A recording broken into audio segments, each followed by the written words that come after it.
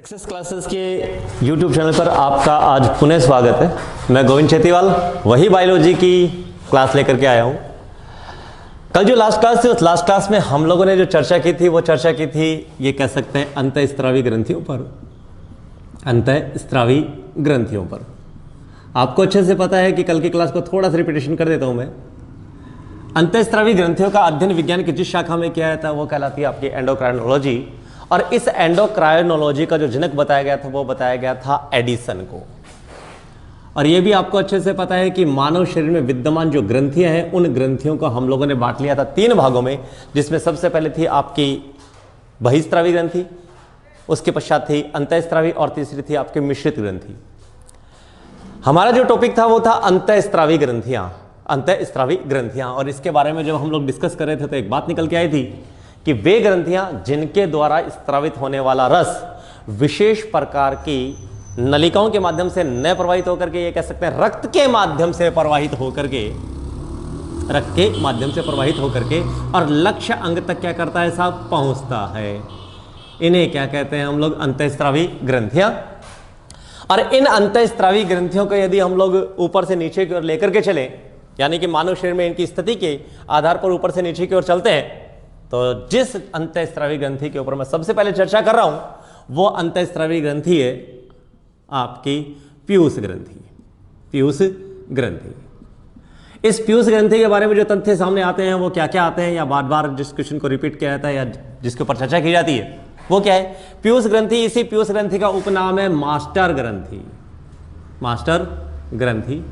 साथ ही साथ इसे अंतःस्रावी तंत्र का ऑर्केस्ट्रा भी कहा जाता है। हाँ जी साहब, इसे अंतःस्रावी तंत्र का ऑर्केस्ट्रा भी कहा जाता है। तो अंतःस्रावी तंत्र का ऑर्केस्ट्रा किसे कहा जाता है, तो वहां आंसर आया था आपका पीयूष ग्रंथि।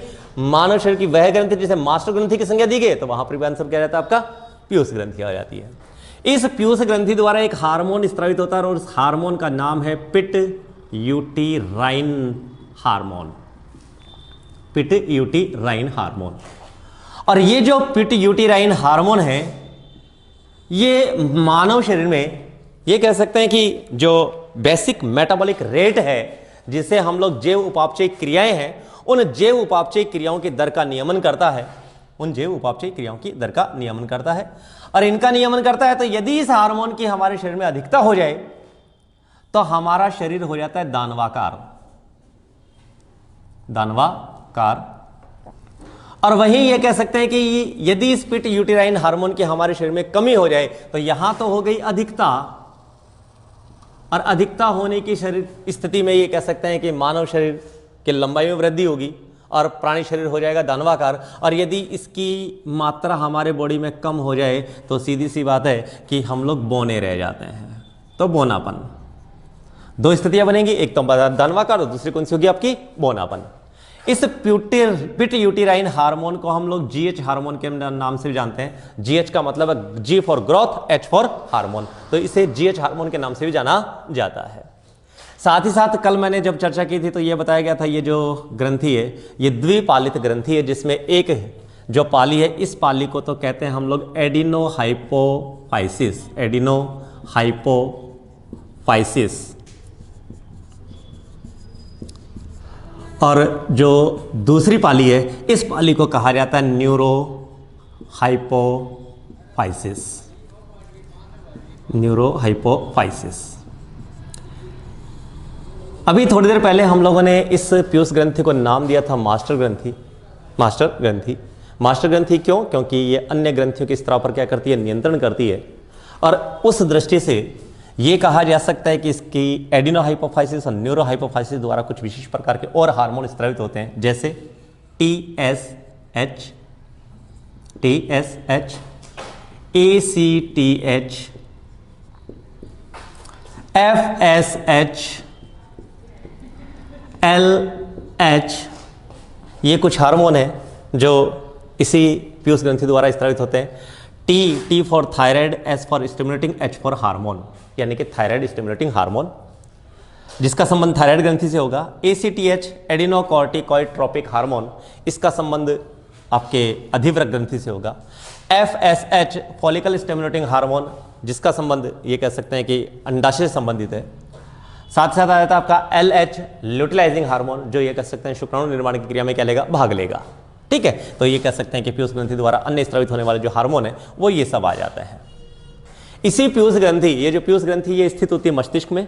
मस्तिष्क में एक गुहा है जिसका नाम है सेला टर्सिका, और सेला टर्सिका नामक गुहा में ये क्या रहेगी साहब, व्यवस्थित रहेगी। सेला टर्सिका नामक गुहा में ये व्यवस्थित रहती है।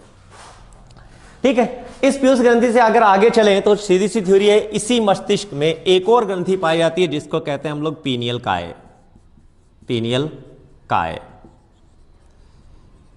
और इस पीनियल काय द्वारा जो हार्मोन स्रावित होता है उस हार्मोन का जो नाम आ जाता है वो आ जाता है आपका melatonin hormone. Melatonin hormone, melatonin hormone. और इस मेलाटोनिन नामक हार्मोन जो है इसमें एक पदार्थ पाया जाता है जिसे कहते हैं हम लोग मेलानिन। मेलानिन, ये ध्यान रखेंगे भैया, ये मेलानिन मानव त्वचा के रंग का क्या करता है साहब, निर्धारण करता है। ठीक है, तो मेलाटोनिन में जो मेलाटोनिन हार्मोन में जो रासायनिक पदार्थ पाया जाता है वो है मेलानिन, जो मानवीय त्वचा के रंग का क्या करेगा, निर्धारण करेगा। साथ ही साथ ये कह सकते हैं कि ये जो पीनियल काय है इसे मानव शरीर का तीसरा नेत्र भी कहा जाता है, थर्ड आई। हाँ जी साहब, थर्ड आई जिस ग्रंथि को कहा जाता है वह आपकी है पीनियल काय। मानव शरीर का तीसरा अंग, तीसरी आंख जो है वो किसे कहा जाएगा साहब, पीनियल काय को। अगर ये पीनियल काय अति सक्रियता को प्राप्त कर ले तो सीधी सी बात है, हर एक बालक अरस्तु या अल्बर्ट आइंस्टीन की तरह क्या करता है, व्यवहार करता है, क्योंकि उसकी बुद्धिमत्ता का जो लेवल है वो अचानक क्या हो जाता है साहब, बढ़ जाता है। ये जो ग्रंथि है इसे कह दिया हम लोगों ने कौन सी ग्रंथि, पीनियल काय। ठीक है, साथ ही साथ इसका एक और नाम दिया जाता है और वह है मानव शरीर की अलार्म घड़ी। बिल्कुल हाँ साहब, मानव शरीर के अलार्म जो वॉच है, अलार्म घड़ी जो है वो भी किसे कहा जाएगा साहब, आपके पीनियल काय को माना जाता है। तो मानव मस्तिष्क में दो ग्रंथियां विद्यमान होंगी, एक जिसे कहेंगे हम लोग पीयूष ग्रंथि और दूसरी आपकी पीनियल काय। पीनियल काय।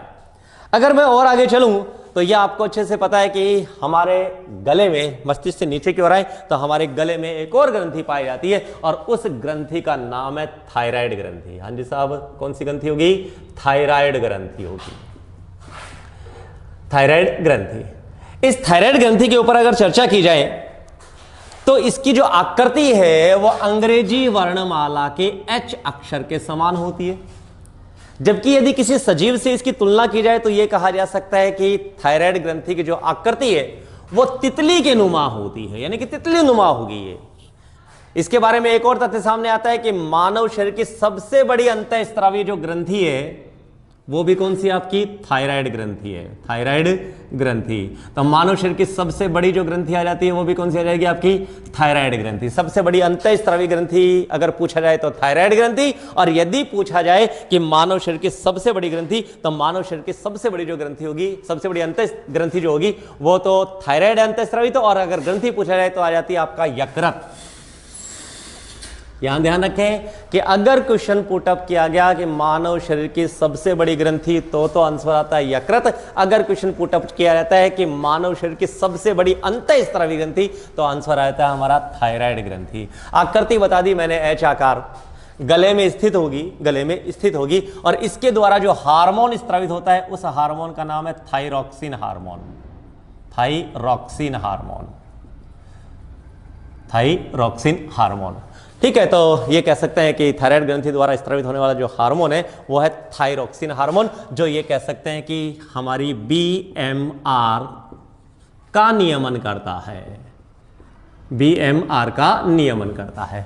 BMR, B for basal, M for metabolic, R for rate, यानी कि हमारी जो जैव रासायनिक अभिक्रियाओं की दर है उसकी जो बेसिक दर है उस बेसिक दर का नियमन करने का जो कार्य सौंपा गया वो किसे सौंपा गया साहब, थायरॉक्सिन हार्मोन को सौंपा गया। और ये थायरॉक्सिन हार्मोन स्रावित हो रहा है थायराइड ग्रंथि द्वारा। आगे अगर चर्चा करें तो छोटी सी बात है, इस थायरॉक्सिन हार्मोन का जो मुख्य अवयवी जो तत्व आ जाता है, मुख्य अवयवी जो कंपोनेंट है या तत्व जो है, ठीक है, या एलिमेंट जो है वो है आयोडीन। आप लोगों ने बहुत बार पढ़ रखा है कि आयोडीन युक्त नमक खाओ, क्योंकि आयोडीन है वो थायरॉक्सिन हार्मोन का मुख्य अवयवी तत्व है। अगर इस थायराइड ग्रंथि में किसी चीज की, किसी प्रकार की कोई ये कह सकते हैं कि विकार आ जाए, तो उस विकार होने की स्थिति में इसके जांच हेतु जिस रेडियो समस्थानिक तत्व का प्रयोग किया जाता है, रेडियो समस्थानिक तत्व का प्रयोग किया जाता है, वो है आयोडीन 131। हाँ जी साहब, आयोडीन 131। ठीक है, तो जिस रेडियो समस्थानिक का प्रयोग किया जाएगा वो है आयोडीन 131। अगर थायराइड ग्रंथि में किसी प्रकार की कोई खराबी आ गई तो उसकी जांच हेतु प्रयुक्त होने वाला जो रेडियो समस्थानिक होगा वो होगा आयोडीन 131 होगा। ठीक है, तो यहां ये कह सकते हैं थोड़ी सी चर्चा हुई है हमारी थायराइड ग्रंथि के ऊपर। यहां एक चीज और देखें, एक बार क्वेश्चन पूछा गया है सीजीएल के अंदर, और वो ये पूछा गया है कि अगर मेंढक के लार्वा, जिसको कहते हैं हम लोग टेडपोल, उस टेडपोल के शरीर से यदि ये थायराइड ग्रंथि पृथक कर ली जाए तो क्या होगा। तो सीधी सी बात है, इस धरती पर कुछ ऐसे सजीव है जिनकी लार्वा अवस्था अलग होती है और वयस्क अवस्था क्या होगी, अलग होगी। लार्वा अवस्था अलग होगी और वयस्क अवस्था अलग होगी। वहां ये कह सकते हैं कि इस थायराइड ग्रंथि द्वारा स्त्रावित होने वाला थायरोक्सिन हार्मोन का मुख्य कार्य होगा कायांतरण। कायांतरण की दर का नियमन करता है। कायांतरण है क्या, काया में परिवर्तन। तो सीधी सी बात है, यदि टेडपोल से मैं इस थायराइड ग्रंथि को पृथक कर लूं या निकाल लूं तो उसमें कायांतरण की क्रिया नहीं होगी, अर्थात लार्वा या टेडपोल अवस्था में ही बना रहेगा, कभी भी वयस्कता को प्राप्त नहीं करेगा, वयस्कता को प्राप्त नहीं करेगा। ये जो ग्रंथि है ये है आपकी थायराइड ग्रंथि, जो आपके गले में स्थित होती है। जहां थायराइड ग्रंथि हम लोग बातें कर रहे हैं, तो इसी एच आकृति वाली ग्रंथि जो मानव शरीर की सबसे बड़ी अंतःस्रावी ग्रंथि है, इसी ग्रंथि में संख्या में 4 मटर के दाने के समान एक और ग्रंथि पाई जाती है जिसका नाम है पैराथायराइड ग्रंथि। पैराथायराइड ग्रंथि, पैराथायराइड ग्रंथि। ठीक है, लेकिन इस पैराथायराइड ग्रंथि को शुरू करने से पहले मैं 2-3 और बातें बता दूं इसी थायरॉक्सिन हार्मोन के ऊपर या इसी थायराइड ग्रंथि के ऊपर। यदि मानव शरीर में थायरोक्सिन हार्मोन की कमी हो जाए, काफी बार क्वेश्चन पूछा गया है भैया, यदि मानव शरीर में थायरोक्सिन हार्मोन की कमी हो जाए तो सीधी सी थ्योरी है, एक रोग हो जाता है जिसको कहते हैं हम लोग घेंगा, या इसी को कहा जाता है ग्वाइटर जिसको कहते हैं हम लोग, या इसी को कहा जाता है गलगंड। ये तो सामान्य रोग है, घेंगा है, ग्वाटर है और गलगंड है।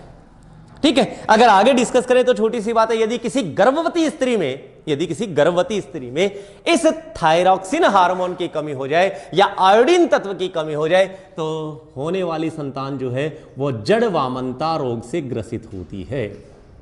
जड़ वामनता रोग से ग्रसित होती है। जड़ वामनता रोग से ग्रसित जो बालक है वो मंद बुद्धि होते हैं। जड़ वामनता रोग से ग्रसित जो बालक होंगे वो कैसे होंगे, सब मंद बुद्धि होंगे। अब ये तो हो गए कमी से होने वाले रोग।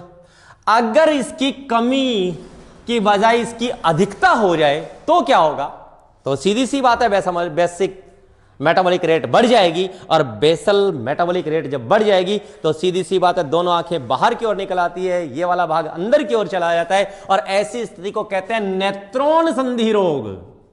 नेत्रोन संधि रोग, हाँ जी साहब, रोग बड़ा प्यारा है, नाम कर दिया नेत्रोन संधि। इसको देख करके या ऐसी स्थिति होने पर ऐसा लगता है जैसे दोनों नेत्रों ने आपस में संधि कर ली हो, इसलिए इसे नेत्रोन संधि रोग कहते हैं। इसी नेत्रोन संधि के साथ एक और रोग हो जाता है जिसे कहते हैं हम लोग मिक्सीडीमा। हाँ जी साहब, कौन सा रोग होगा, मिक्सीडीमा रोग। ठीक है, तो अधिकता होने पर 2 रोग हैं, एक नेत्रोन संधि और दूसरा मिक्सीडीमा, और यदि कमी होगी तो रोग होगा घेंगा, ग्वाइटर, गलगंड या जड़ वामनता। या क्या होगा, जड़ वामनता। मैं चर्चा कर रहा था पैराथायराइड ग्रंथि के ऊपर।